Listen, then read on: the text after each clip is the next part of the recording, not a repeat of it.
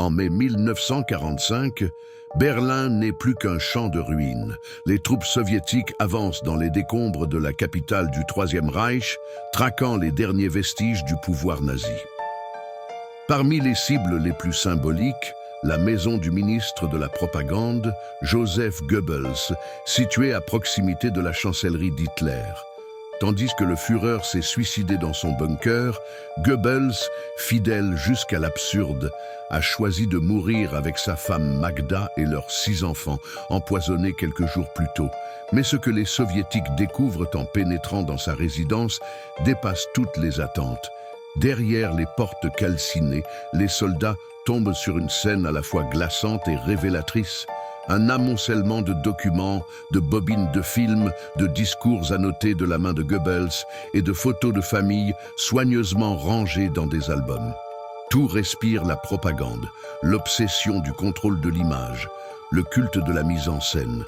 Dans le salon, des équipements cinématographiques de pointe, des projecteurs, des bobines de films parfois inédits, montrant des images de Hitler dans l'intimité ou des tournages jamais diffusés, prouvant que Goebbels soignait jusqu'à la dernière seconde la perception du régime.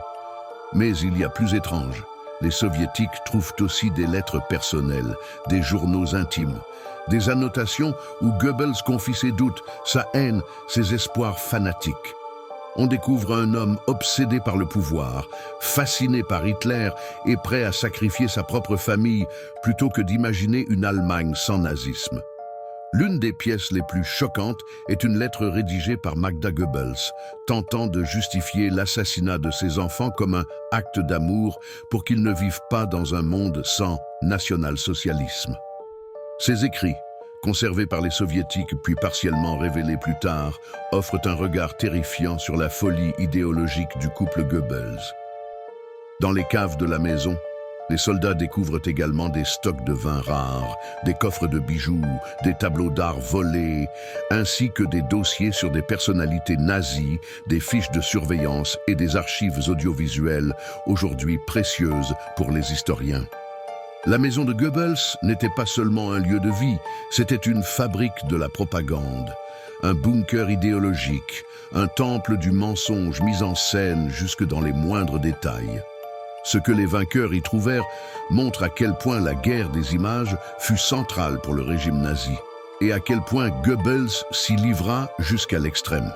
Si cette plongée dans l'intimité du pouvoir vous a captivé, abonnez-vous à la chaîne, cliquez sur « J'aime » et dites-moi en commentaire ce que vous auriez fait en entrant dans ce lieu chargé d'histoire. Les vestiges de cette époque nous rappellent que l'horreur se cache souvent derrière les apparences les plus soignées.